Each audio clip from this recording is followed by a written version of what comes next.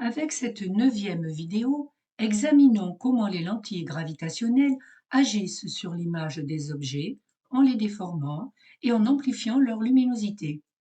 Chaque lentille est un cas particulier qui dépend de la distribution de sa masse et des positions relatives observateur, lentille, objet.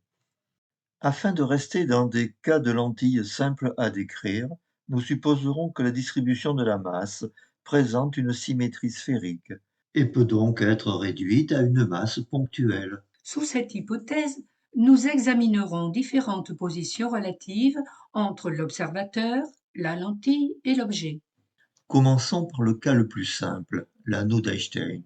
Cet anneau est obtenu si l'objet source, la lentille gravitationnelle et l'observateur sont alignés. Voyons comment les points de l'image source se distribuent sur l'anneau. Utilisons les résultats de la relativité générale pour calculer les géodésiques photons avec la métrique de Schwarzschild. Ne soyons pas surpris de voir les photons aller de l'observateur vers l'objet source. Il s'agit là d'une simplification de calcul. Mais rassurons-nous, l'inversion du temps nous montre que les géodésiques peuvent être calculées indifféremment dans un sens ou dans l'autre. Dans ce qui suit, les géodésiques seront calculées de l'observateur vers l'objet source, avec l'hypothèse que l'observateur est à une distance beaucoup plus grande que la distance objet source lentille. Ce qui permet de bien visualiser les géodésiques entre la source et son image. Notons aussi que les représentations longitudinales, comme celle-ci, sont des perspectives d'angle égal à 22 degrés. Comment se forme l'anneau d'Einstein? Commençons par un point quelconque du bord de l'objet source. Ce point a deux images, l'une sur le bord extérieur de l'anneau, l'autre sur le bord intérieur. Le point opposé du diamètre de la source a deux images symétriques des précédentes, et un diamètre de la source a pour image deux lignes opposées entre les bords intérieur et extérieur de l'anneau. Voyons maintenant quelle est l'image du centre de l'objet. Ce centre est sur l'axe optique observateur-lentille, qui est un axe de symétrie pour toutes les géodésiques qui passent par ce point. Cette image est donc un cercle. Son rayon est désigné par RE pour rayon d'Einstein. Ce cercle sépare l'anneau en deux parties. À quoi correspondent ces deux parties? À un rayon de la source correspondent l'image en vert du demi-anneau extérieur et l'image en rouge du demi-anneau intérieur. Aux rayons opposés correspondent les images symétriques par rapport au centre de l'anneau.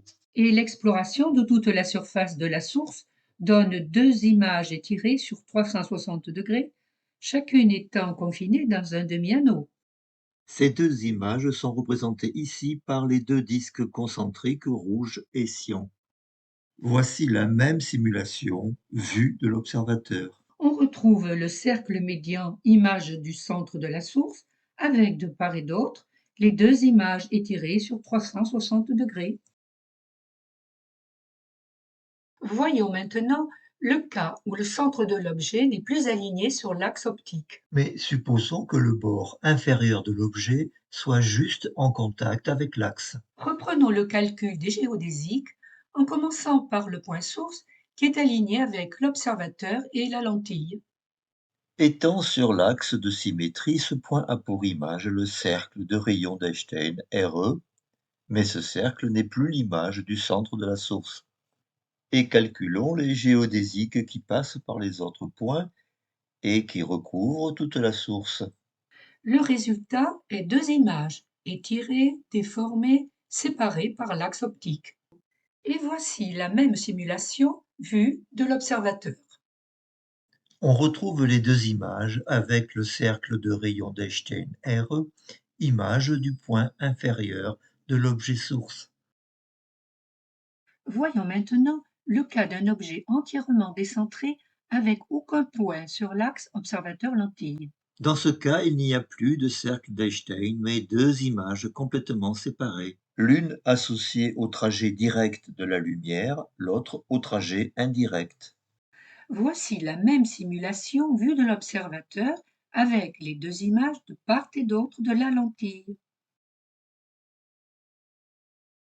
Voyons maintenant comment une lentille gravitationnelle amplifie le flux de lumière reçu. Pour commencer, reprenons l'exemple de l'anneau d'Einstein. La simulation précédente ne s'intéressait qu'à la formation de l'anneau et supposait que l'observateur était à une distance très grande de l'anneau. Maintenant, changeons d'échelle pour trouver l'observateur. Il a face à lui l'anneau avec ses trois parties, l'image extérieure, celle du centre de l'objet et l'image intérieure. Et il se pose alors la question, pourquoi et comment y a-t-il amplification du flux de lumière des objets lointains? La lentille gravitationnelle ne crée pas d'énergie lumineuse. Elle redistribue celle de la source sur la surface de l'anneau. Cette surface agit comme celle d'une antenne dont la source d'éclairement serait située à l'arrière. Le flux de luminosité qui atteint l'observateur est alors proportionnel à la surface rayonnante, divisé par le carré de la distance. Et en l'absence de lentille, le flux Fs qui atteindrait l'observateur serait proportionnel à la surface de la source divisé par le carré de la distance observateur-source. Et le gain de luminance est égal au rapport des deux flux. Chacun d'eux est proportionnel au rapport surface sur carré de la distance. Plus généralement, la surface normale d'un objet divisé par le carré de la distance observateur-objet est égale à la surface angulaire appelée angle solide oméga. Dans cet exemple de l'anneau, le gain s'exprime donc par le rapport des angles solides oméga A sur oméga S. Ainsi exprimé, le gain se généralise à toutes les formes de lentilles. Le calcul formel de ce résultat est donné en annexe. Prenons comme exemple la double image de la source décalée. Le gain de luminance est égal à la somme des angles solides image 1 et 2 divisé par l'angle solide source. Les images sont déformées. La reconstitution de celle de la source suppose la connaissance précise de la géométrie de l'ensemble source, lentille, observateur. Voici un exemple de lentille gravitationnelle. La détection d'un trou noir dormant par effet de microlentille. Un trou noir dormant n'est pas directement observable, puisqu'il n'émet aucun rayonnement détectable.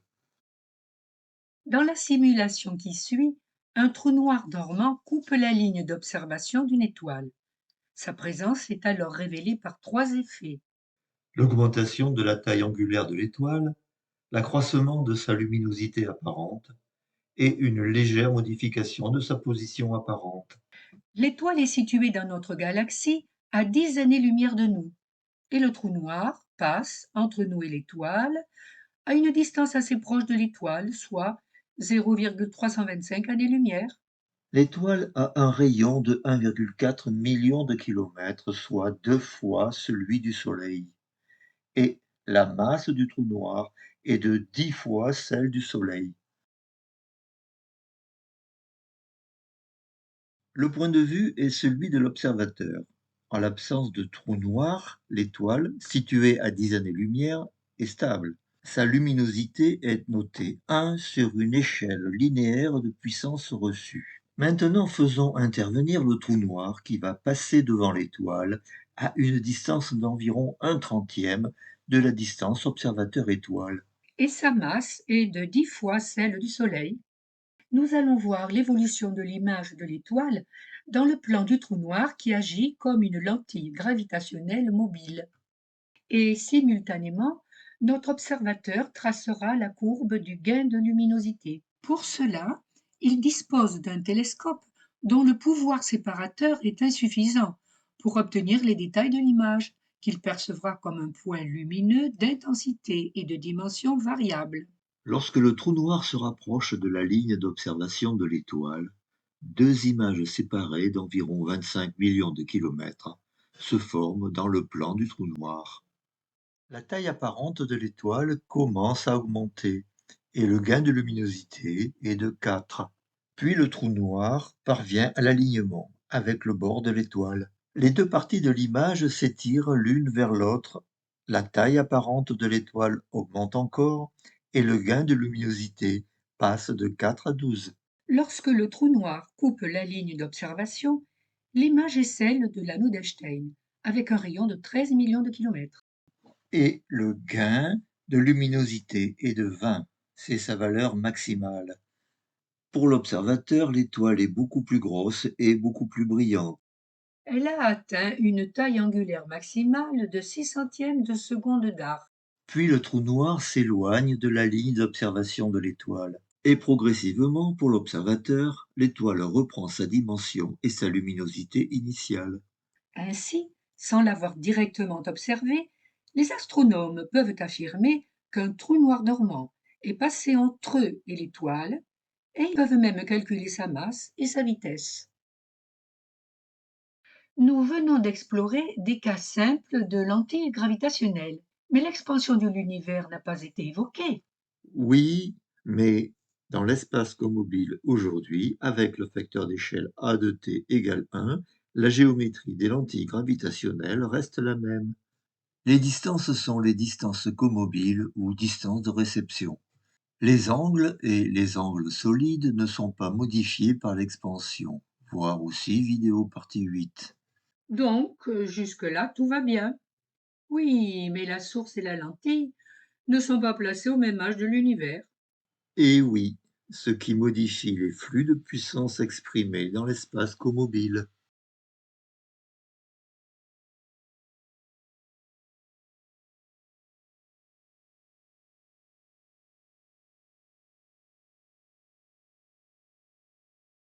Voici 3 petites annexes pour cette relation essentielle. Le rayon angulaire d'Einstein θe.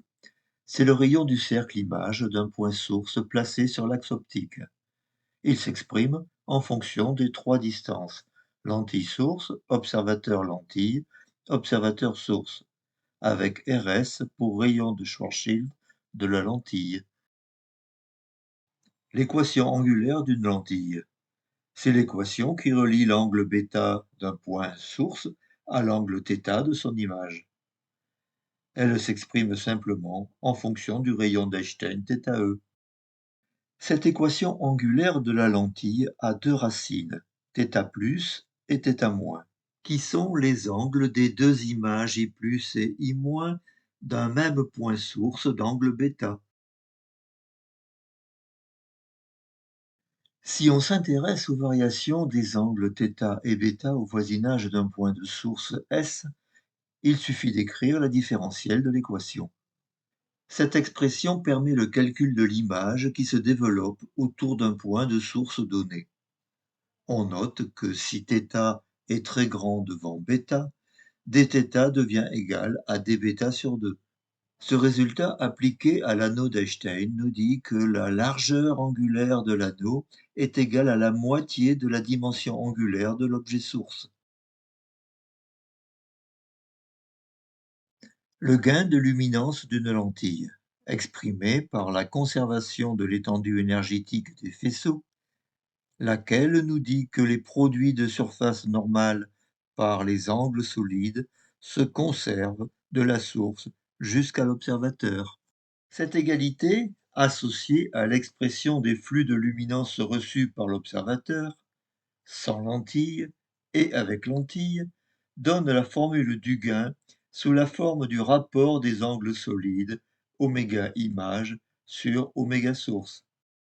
Appliqué à l'anneau d'Einstein, sachant que la largeur angulaire de l'anneau est égale à la moitié de celle de la source, le gain est ici égal à 4 fois le rayon d'Einstein θe divisé par l'angle β de la source.